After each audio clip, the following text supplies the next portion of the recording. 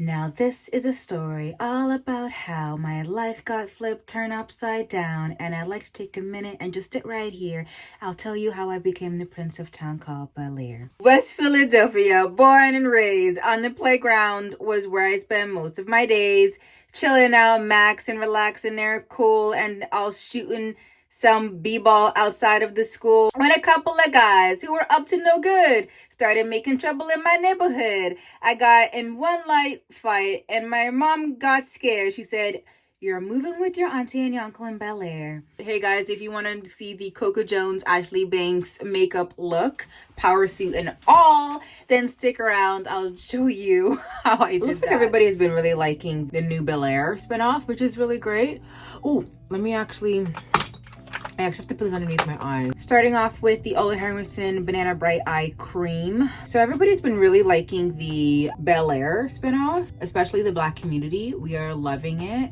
I think it definitely gives it, a unique, take to the whole Fresh Prince of Bel-Air show. It's more dark and drama. It's actually more relevant because teen drama, which is perfect for Gen Zers, which I think Gen Z generation is the largest population, I believe. The biggest generation, with drama and everything. So that's what everybody have been leaning towards. So, which is really nice. So here's my qualms though with the show. I love the actors who are playing it. The guy who plays Phil is a Canadian actor. I don't know if you guys know that. He used to be in a cop TV show here in Canada, which I loved, and they stopped playing. It's not Ricky Blue, but I forgot the show. Maybe it is Ricky Blue. I forget, but I'll pop it up on the screen. And it was really, really good. So the guy who plays Phil is actually, I'm pretty sure he's Canadian. Guys, I'm a TV buff, so I pretty much follow the careers of a lot of TV actors and movie actors. So, and then Vivian, the woman who plays Vivian, I think she's probably the best lookalike mirror image character from the very original Fresh Prince of Bel-Air. What I've been really liking on doing lately, I've been liking to color correct with foundation. I'm using Giorgio Armani foundation in the shade 10 to color correct. I used to start to do this last year, but I just, for whatever reason, just stopped and do that. And what I like to do, I like to put it on the darker areas of my face. And that's how you color correct. Put it on the dark areas of your face. I don't usually like to put this Giorgio Armani all over my face because it just oxidizes in a way I don't like. And it's more red, as you can see, and I have more of yellow golden, and this gives them a red base. But yeah, the Bel-Air TV show is good. But the only thing I don't like is, I want to talk about it because I definitely want to get your guys' opinion about all of that. For concealer, I'm going in with the Kat Von D in the shade D35. And I'm putting the concealer underneath everything. And I actually started to do that last year and I stopped, and I don't know why.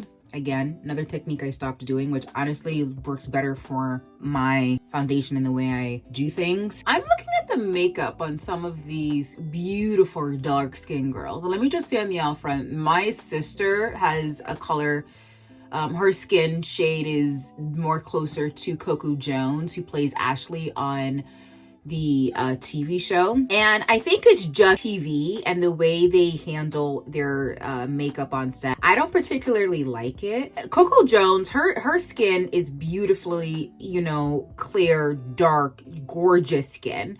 And I'll pop up photos of her, what she looks like in interviews or on magazine covers. But in the show, what is going on? Her makeup looks dull. It's very matte. It's giving very much natural, which is what we're going to be doing today. Full glam, matte, but still giving skin. What I don't like though with her, especially with dark shades, you just have to be very careful. You have to, because it's on camera and you're trying to make it look natural and look like everyday makeup, her makeup may look washed out on camera. So maybe they did pile on a ton of makeup. And the thing is with TV movie sets is that they do a lot of powdering. They drown your makeup. Even if you might be wearing cream or liquid foundation or cream liquid products, they drown your makeup in powder to matte it out, to remove any shine, which I think is ridiculous. It doesn't really work a lot, in my opinion, in the way they do makeup for skin babes. I would have wished if they could have highlighted her jaw, her cheek. That would have been great, because the lighting for these girls, for the actor who plays Vivian, and for Coco Jones, is literally atrocious. I don't really understand, unless they're outside of the house. You know, their house is a freaking mansion, right? I just don't like the makeup. Yeah, the show is good. The fashion is really good. I'm going in with a Morphe brush, and I'm going in with Pat McGrath under eye. And I don't know which shade, y'all. I'm so sorry. If you can figure out the shade for this, that's the shade. And I'm just gonna go over and just set all of this foundation concealer situation. Okay.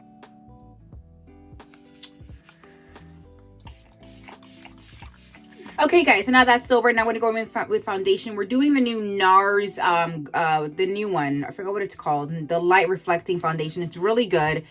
But as you can see, I got a shade too dark, but it doesn't come out on my hand like that. It oxidizes like no other. It's in seconds. As you will see, it oxidizes so quickly. It's actually probably even worse when it comes to oxidation to Fenty. Look at that. It came out light brown. Look at how red it's turning. Look at how red it's turning. I like it though, so I'm gonna get the lighter shade, the one down, or two ones down. But they don't have really good ranges in these foundations, in my opinion. Not good for golden, yellow, non-neutral shades.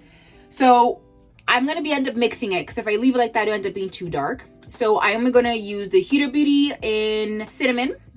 I'm gonna put a little bit, or even a lot, probably like around the same amount, to be quite honest. And then because I'm going out, I'm going to use the setting spray again to set one side, because I'm going to go one side at a time. And this really does help with oily skin. And I got a new brush, the Sephora 64 brush. I'm going to use that to put on the foundation today. So I kind of mixed it. It's working, which is good. Because it's teen drama though,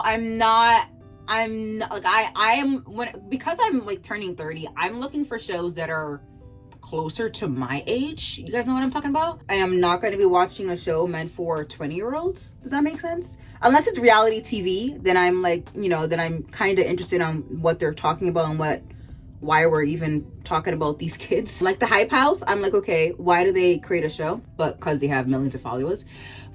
It's good. I'll watch it because it's good TV, but I'm not really, you know, I'm more of like the bold type, like the new Mega Good TV show on Amazon. That's what I'm into these days, because it's closer to my age.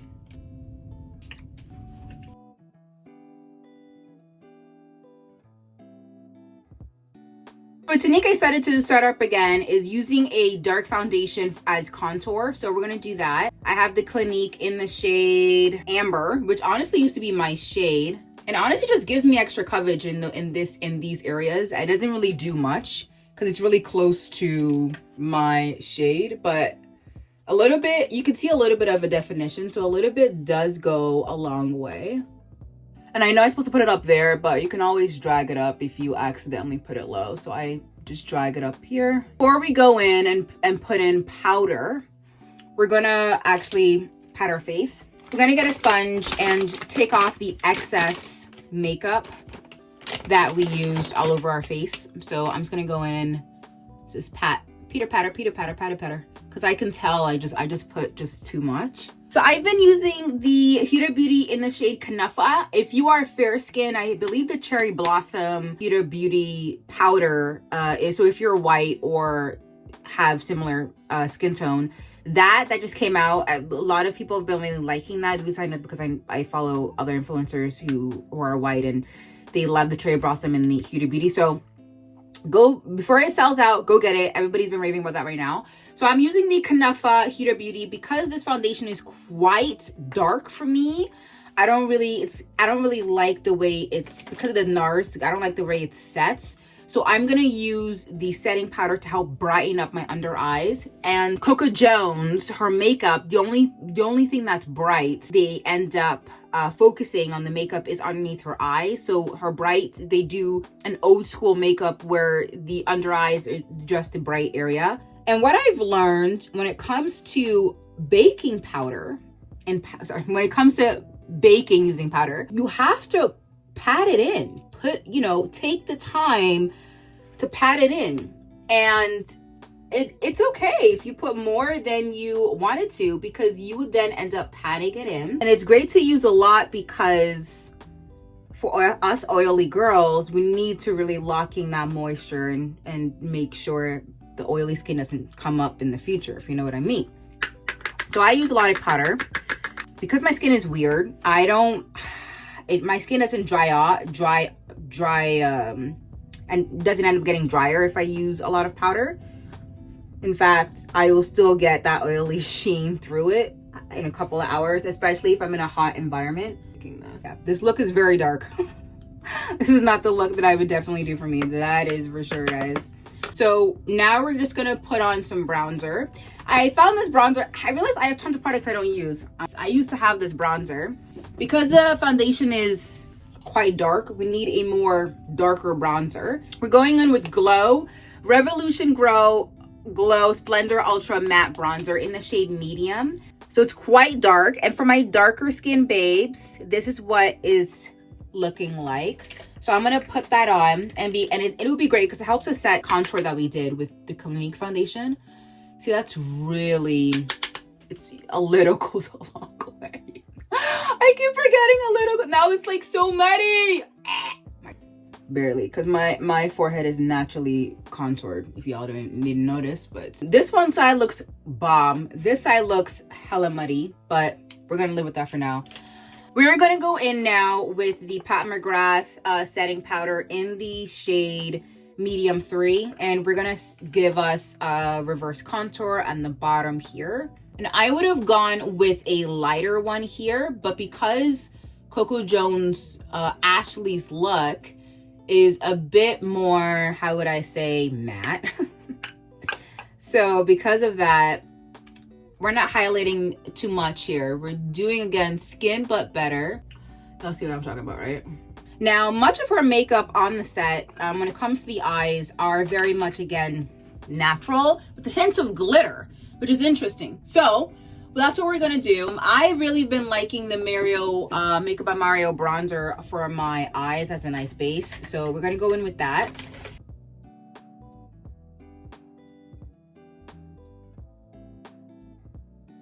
So now we're gonna go in with a little bit of glitter. And I'm using the palette that I always use, the Artist Couture, Supreme Nudes Artist Couture. I am using the shade, it's the only glitter shade there. So I'm getting the glitter shade, put it on my hands. I'm just gonna put it all over my lid here. Just a little bit, you don't wanna put a lot because you can barely see the glitter on our eyes, but glitter is there, okay?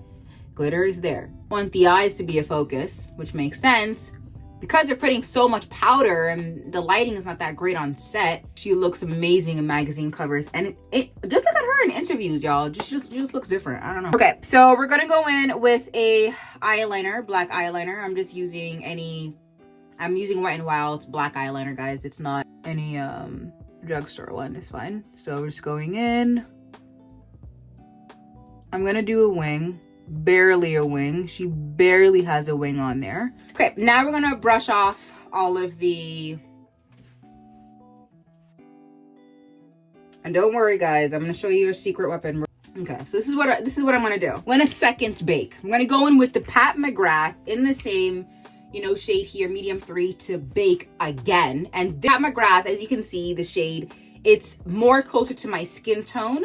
So it would give me more of that natural look, but it's still full glam. Okay guys, now to wipe away all that powder, we're going to go in with my all over powder in the cinnamon bun from Huda Beauty. Just gonna wipe off all that powder. Everything. Because I don't want it to sit too long on there. Now we're gonna go in with blush. She barely uses blush on there, so I'm barely gonna put blush on.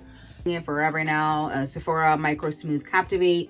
Now we're gonna go in with the lips. For the lips, I'm gonna just outline. This is where they did well with her lips. Are absolutely gorgeous. I'm gonna go in and outline my lips with a brown pencil. It's actually a eyebrow pencil, but I've been using it.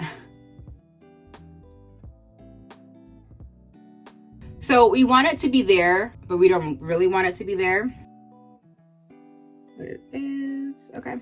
So after liner, I'm in love with MAC lipsticks. And because her lips is the only focal point of the entire look, I don't want it to look too crazy, but I do want to bring it out. She does wear gloss.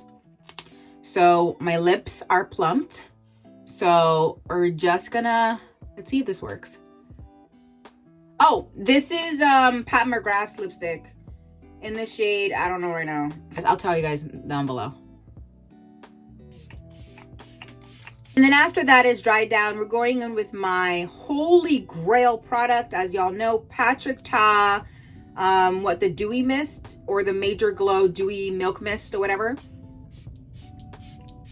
Hey guys, so this is how the look kind of turned out. Hopefully you guys like it. It's natural. The lips is a focal point in the most part, and then you see a bit of the eyeshadow. Hope you guys like this look. Don't forget to subscribe. Don't forget to like this video, and I'm pretty sure if Coco Jones was watching this video, she would appreciate this look and she would also subscribe. So please do. I'll see you guys in the next video. Stay woke, stay healthy, and stay safe. Ciao.